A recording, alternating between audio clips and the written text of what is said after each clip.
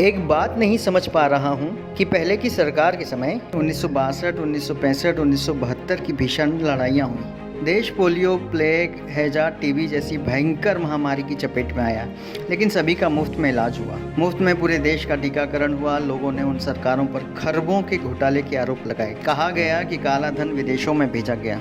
कथित भ्रष्टाचार की खूब चर्चा रही। बावजूद इसके देश में बहुत सारे सरकारी कारखाने व कंपनियां खड़ी हुई। सरकारी अस्पताल, सरकारी कॉलेज, सरकारी स्कूल बने। सरकारी नौकरियों में कोई कमी नहीं रही।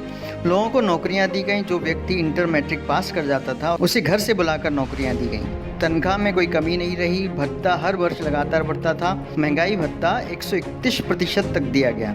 सबसे अधिक वेतन वृद्धि छठे वेतनमान में मिली।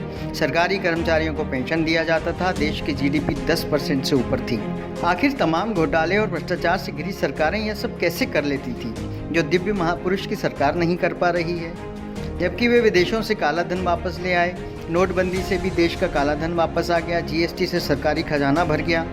आपातकालीन परिस्थितियों के लिए रिजर्व बैंक में जमा पैसा निकाल लिया गया। फिर पता नहीं क्यों 18-18 घंटे काम करने वाले प्रधानमंत्री के सामने सरकारी संपत्तियां बिक गईं और दिव्य महापुरुष की सरकार नौकरियां, वेतन भत्ते, पेंशन नहीं देकर किसान, मजदूर और आम नागरिकों को सिर्फ टेंशन ही दे रही है। कोई युद्ध नहीं हुआ। जीडीपी माइनस में चल रही है। सभी की नौकरियां चली गईं। फिर भी साहब ने सभी एनजीओ, उद्योगपतियों और देश के नागरिकों से पीएम केयर फंड में पैसा जमा करवा लिया।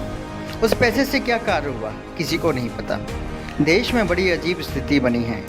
अगर कोई सवाल कर रहा है तो उसको पाकिस्तानी या देशद्रोही बोला जा रहा है। मेरे ख्याल से उन युवाओं को तो अब कम से कम अब जाग जाना चाहिए जो पढ़े लिखे होने का दम्भ भरते हैं।